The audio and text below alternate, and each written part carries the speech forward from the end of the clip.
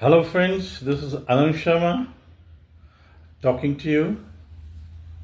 I wish to tell you that right from our ancient age, storytelling has been an integral means बहुत important part of learning language. So there goes the story. Story इसलिए सुनाई जाती है क्योंकि वो story होती है. Number one. Story इसलिए सुनाई जाती है क्योंकि उसमें कुछ मॉरल गाइडेंस होती है. दो. तीन. स्टोरी इसलिए हम कर रहे हैं क्योंकि इसमें जो ग्रामेटिकली यूजेस हो रहे हैं, जो भी यूजेज होंगे वो मैं आपको साथ साथ बताता चलूँगा, वर्ड साथ साथ कराता चलूँगा. क्योंकि किसी भी सेंटेंस के माध्यम से, स्टोरी के माध्यम से, through the story when we learn some words, they are not tend to forget easily. Is that right? So let's get started. Fine. There was a village. अब इसको मैं एक गांव था, ये वर्ब टू बी का सेंटेंस है, इसको मैं देयर हैड बीन में बोल सकता हूं. There had been a village. Had past के लिए आया, बीन होने के लिए बी बाज बीन थर्ड फॉर्म लगाई.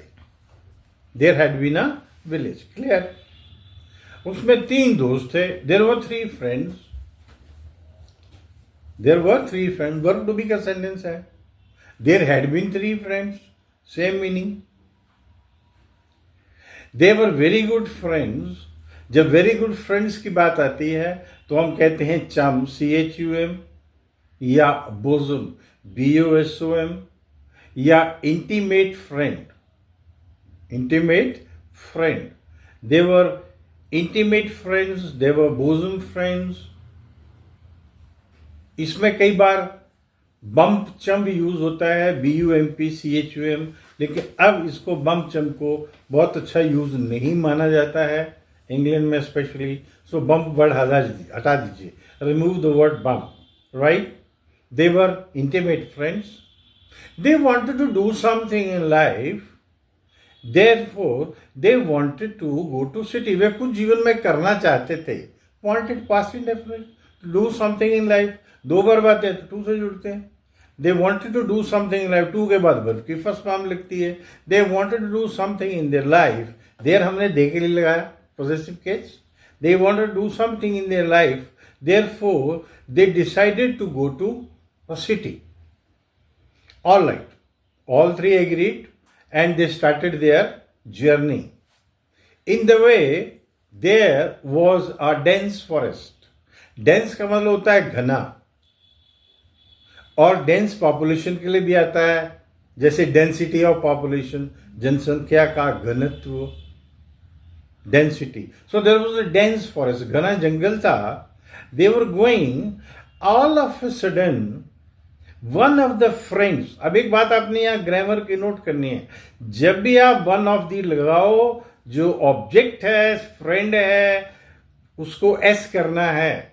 जैसे मैं बोल के बताता हूं, one of the friends, one of the boys, one of the ideas, one of printers, one of the phones, one of the languages. क्योंकि बहुत सारी लैंग्वेजेस में से एक. तो तीनों दोस्तों में से एक को one of the friends had a glimpse of. Glimpse का मतलब झलक.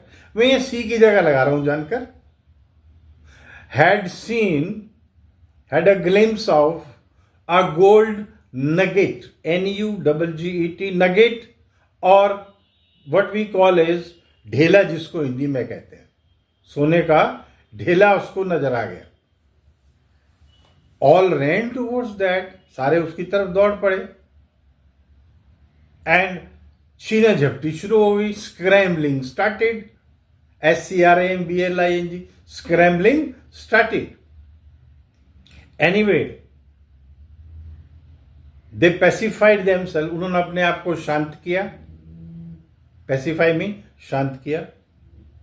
और ये कहा, डिसीजन लिया, and they decided, past indefinite, to distribute that nugget equally in three parts. Well, the matter was solved. The issue was solved. हल हो गई. In the meantime, they felt awfully hungry. awfully hungry means बहुत भूख लगी उनको. So one of the friends, फिर देखो one of the friends, S लगाया मैंने.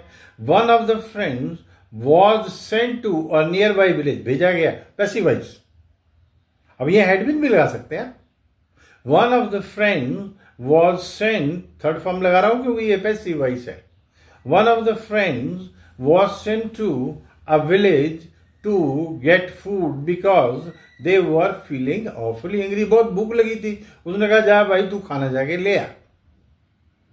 The friend went and he took the food at his part, अपना हिस्सा उसने खाया.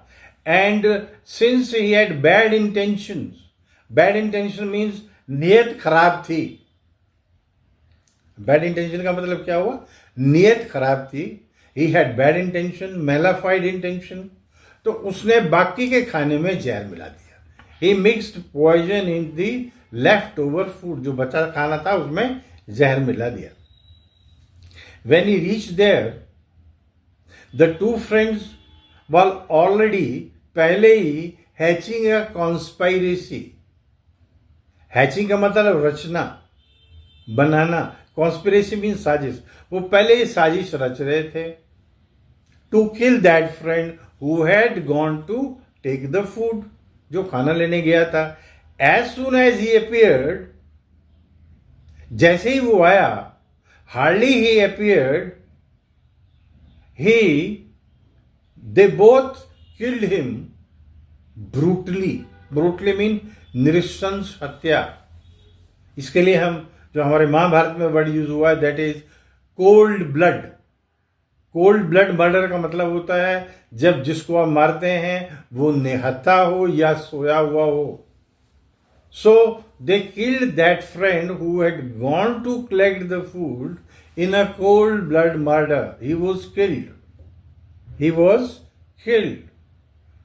So, after heaving a sigh of relief, heaving a sigh of relief का मतलब होता है चैन की सांस लेना. After heaving a sigh of relief, they both had their food. अब यहां had दो बार भी लगा सकता हूं मैं. ध्यान से सुनिए आप कैसे. They both have had food. They both had food. एक हेड, पहला हेड जो आ रहा है वो पास्ट टेंस के लिए आ रहा है, और दूसरा हेड वर्ब टू के लिए आ रहा है, जिसकी थर्ड फॉर्म हेड होती है. ये वर्ब टू में पढ़ा हुआ है आपने, ये आप सीख लीजिए. Third, so they had food. Hardly had they eaten food. अभी उन्होंने खाना खाया ही था. व्हेन दे क्लैप्स्ड, हार्डली के साथ व्हेन लगता है, कोरिलेटिव है. Hardly had they eaten the food, taken the food, hardly had they had food, they collapsed. They died there and then. वहीं मर गए. And the nugget was looking at them. It is metaphorical. Metaphorical होता है जब हम कोई बात करते हैं इस तरह से, जैसे कि आप घर जाते हैं और आपके पापा कहते हैं आ गया मेरा शेर पुत्र, आ गया मेरा शेर बच्चा. जैसे एक लड़की कहती है, लड़का कहता है अरे दिन में ये चांद कैसे निकला, तो लड़की ने जवाब दिया जब उल्लू दिन में निकल सकता है तो चांद क्यों नहीं निकल सकता.